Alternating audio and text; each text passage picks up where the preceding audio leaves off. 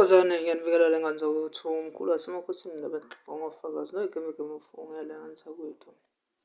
Ngumoya lo vunguza ukuthanda kwawo ijaji lamajaji elijaji isiminya sokugcina ngci khwezi yaphezulu. Okuyilona khwezi elabona abathandazi eZiyoni. Lona jaji lamajaji. No, ngithi ingane zakwethu asesibambe la wena awubhizi ubona ukuthi akusebenzeki ungumngoma uyinyanga. Kakhulukazi nabantu babangoma nabathandazi. Ungakujahi kakhulu ukusebenza abantu ngoba vele uma ngabe usebenza ngokweqiniso abantu abafuni umuntu osuke ezowusebenza ngokweqiniso nowenza izinto. Bafuna yonke into kube into ethanda ukuthi isheshe iphuthume kakhulu. Bayayithanda i-magic futhi bayayithanda izinto ezithe ukuthi. Kodwa-ke ake wenze njengane wethu. Ake ubeke umoya phansi bese ngiku-advise ukuthi kulesi sikhathi samanje zama ukuthi kube khona okunye okwenzayo osuke uzophila ngakho. Uma kuwukuthi Nkosi yami-ke awufundile, hhayi zama ukuqinisa kakhulu la ebunyangeni kakhulu, ubambisise kakhulu.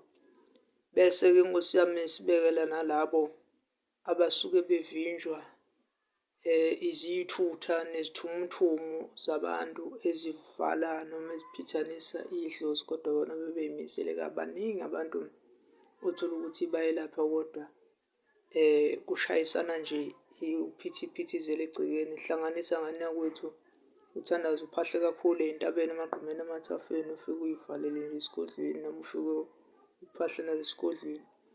Uyibambe kahle le ndima ngoba baningi abantu bayakhala ngokugula bafuna ukugula kini abakwazi izinto ey'suke nithembele kuzona. Njengamanje phila i-generation la esuke kwaba khona nazalwa abazali besuke bekholwa kakhulu. Abanye abazi kwabona ubungoma buyini, kwabona ubunyanga buyini. Abanye basindisiwe emindenini emakhaya. Abanye bayikholelwa le naleyo. Bathi umuntu uma ngabe kukhona into angayizwa kahle avane akutshele amavesi athize izinto ubona ukuthi kwayena ubalekela i-reality. Bambe njengane yakwethu kungabi nandaba abantu abasuke bezongena esigodlweni okugcwala kakhulu. Zama ukuthi ubambe i-qualifications zakho, uthathe iy'nto zakho uye kumlungu uma kuwukuthi kusayeka. Uma kungayeki ukukhuluma nedlozi, ukhulume nje nalo kakhulu ukubambise ukumise nento ezabhizinisi noma yini. Ziningi izinto ongazenza esikhathini samanje ezizokwazi ukuthi iy'ngenise imali ukuze kungaze kuthiwe ulambela kubantu. Uy'nyakazisele nje kanjalo. Kanti-ke futhi kuyasiza kakhulukazi ney'nyanga ey'la eThekwini. Ningalibali kulokhu nilamba kakhulu nale koGoli Gubhubule le ey'longweni. Kuyasiza nje ukuthi uhambe ufike uyokha umuthi. Ungazide lokhu usola ukuthi uvaliwe. Ukhe nje imithi yakho uyikhiphe ehlathini usike. Uma uyosika kochitha ukhe ehlathini umbe uxebule wenze lokhuya nalokhuya.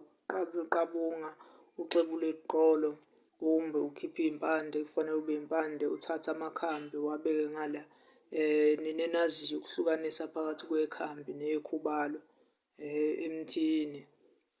Yonke nje ubambe nibambisise kahle bese uyabuya uzogqula uhlanganise ngokolwazi lakho. Uhambe futhi uthekele kwabantu abakwazi ukuphilelana nawe nozokwenza iqiniso nawe. Ukhulu kwakhona ukuthatha isigqulo nje uhlanganise ude lokhu uqula. Uma wembethwe ngempela ubiziwe ngempela bayangena abantu bebizwe yilo muntu bekuzwe ukuthi no kukhona lento osuyihlanganisile. Le mpande ovele usuke uyihlanganisa iyaphenduka nesidalwa kube yisibungu ukuthi hawu lo mntwana samtshengisa into nangempela nakhu uyayenza. Ungade lokhu njalo ubheke emsamo uyathandaza wenza lokhuya nalokhuya. Ngoba abantu kade kwasangibayala Nkosi yami. Sengithi ake ngithinte nje kula bantu abaney'phiwo nawe osuke ungakofiki ekuthenini welaphe yazi lokho. Ungadlali-ke nesitha mntakama, ungadlali nesitha mntwana edlozi. Zicuphe nje futhi ngayo yonke indlela bese uya phambili nempilo yakho kakhulu. Uma kungenjalo ube uqondane nozakwenu. Ngiyathokoza ngane zakwethu, niyibambe nje ishisa, niyibambe nje kakhulu. niye phambili kakhulu. Wenze lokhu futhi okunikezwe idlozi lakho, nothi uma ukwenzile maqedane kunyakaze konke. Ungazize ucabange ukuyothatha lento ekuthiwa iyaphileka kunjani njani. Kanti mhlasimbe izokukhahlela idlwane idlozi lakho. Wena bamba lokho okukhona, kwayikhona kuyaphilisa noma ngeke uzwe kwakuphimanga ngokukhulu ukushesha kodwa kuyokubeka phambili. Ngithi nje asiyibambe kanjalo iy'ngane zakwethu bese nixebula amakhanda nisebenzise ubuhlakanipha nobuchule la ekwazini umuthi nasekwazini iy'ndlela zokugila inkilikwane ngemithi. Umuthi owodwa nje uyakwazi ukuxosha izinto ey'ningi, kodwa kuyo ngokusebenzisa khona ukukhonektha nawe ngamandla. Ingakho ngihlezi ngisho ngithi ibalulekile i-connection. Kwabasebenza ngeqiniso, hhayi ngane wethu ngeke uze ugcwalele esigodlweni sakho, khohlwa bawofika nje babili bathathu, nabeyofika afike umuntu ayitshela uzobona kugcwele. Ngoba phela khona beza ngoba nakho beziswe ukuthi bezodumo, bey'tshela ukuthi nje hhayi bazofica kuphithizela, kanti cha bazofica nje kuwena lapho nomndeni wakho, noma ufice nje wena uy'hlalele lapha uy'bhorela. Abanye bakufica uvuka ebuthongweni noma kunjani njani. Abanye-ke bafica bedawutha kwehle ukujabhe ngoba phela bona banama-expectations, basuke bengezile ukwelashwa. Khona abantu phela basuke bethi uma bezolashwa beze ngama-expectations, bengafuni ukuhamba la kungagcwele khona. Bese kuba khona abafuna ukuhamba la kusuke kungagcwali khona, basuke bezathi bafunani. Kuningi nje esingakubala, kodwa-ke ngithi ibambeni nesibambe siqine ngane zakwethu. Umkhulu wasemakhosini lo ndaba elixoxwa ngofakazi. Thathani lento yedlozi iyaphileka, hhayi le ebulala ukuphila. Ningizwile bengithini?